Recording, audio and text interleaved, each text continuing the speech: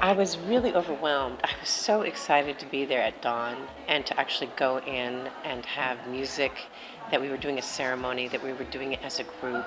It really exceeded all my expectations about what being at Stonehenge was for me.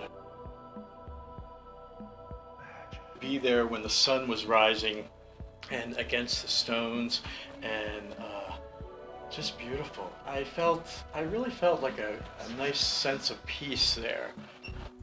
And the ceremony was wonderful. In Stonehenge, I felt like some kind of sense of really deep wisdom and age.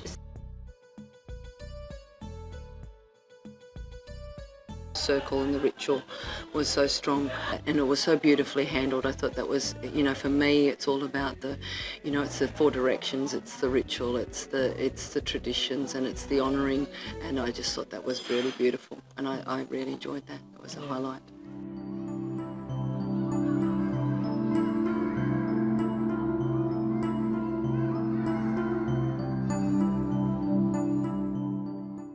I really enjoyed the well time very much. That was another softer, something at places that are just sort of more feminine, or they're just more, that they more resonate more, and everyone's different.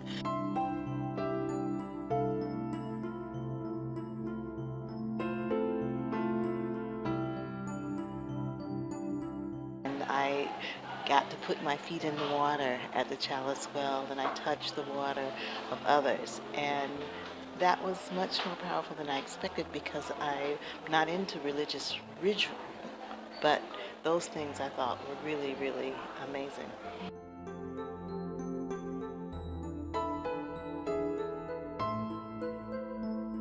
My favorite place was St. Cleather's Well. When I touched the stones of the well house, it was incredible, the information that I got and the message that I got. It was a very moving place.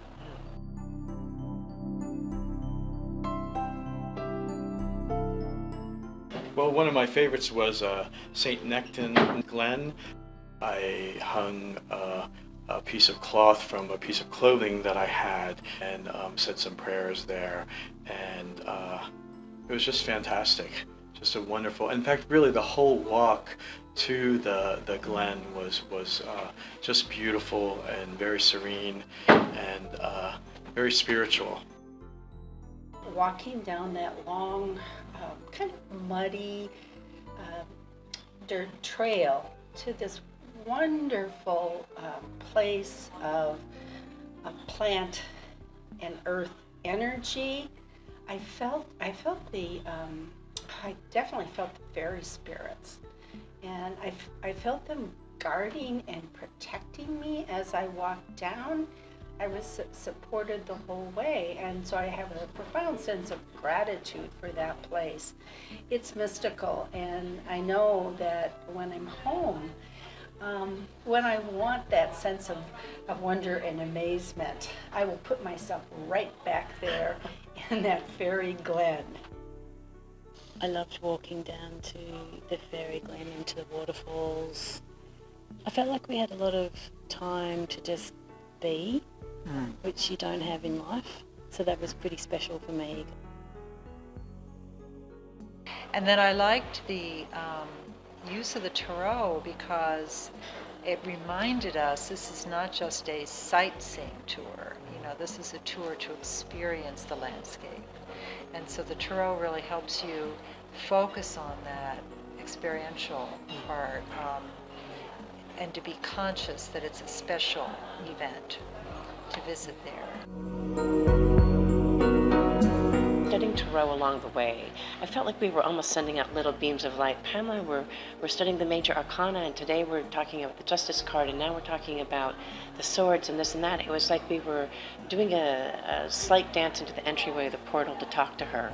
So by the time we got to Bude and talked to Lorraine and was in, looking at the sights she would have seen, it was so incredibly moving, but informed.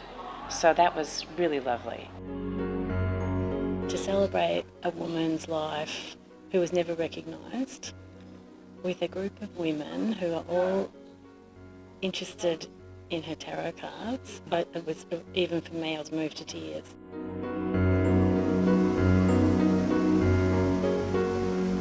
For me, the high point was Merlin's cave on so many ways, because it's, to me, the epitome of male and female.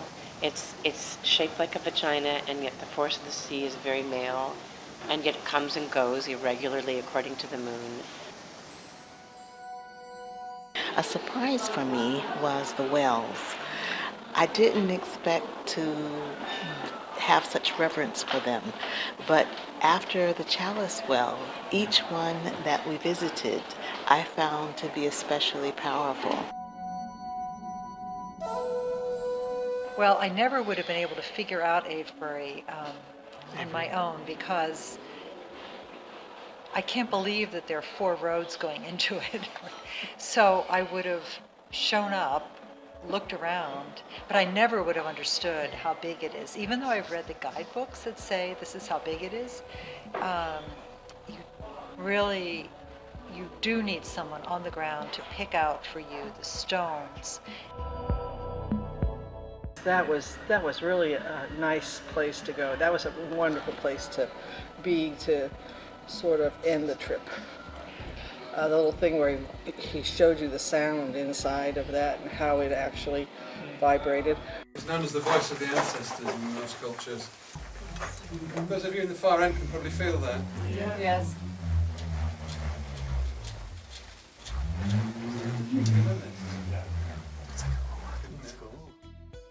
And the connection that you have, it's almost a soul connection with others. You get to know other people and their journeys, their life journeys, and their journeys here. You know what? It's been worth it. I've loved it. I've loved the group, and I think it's been a really, really beautiful experience. Existence.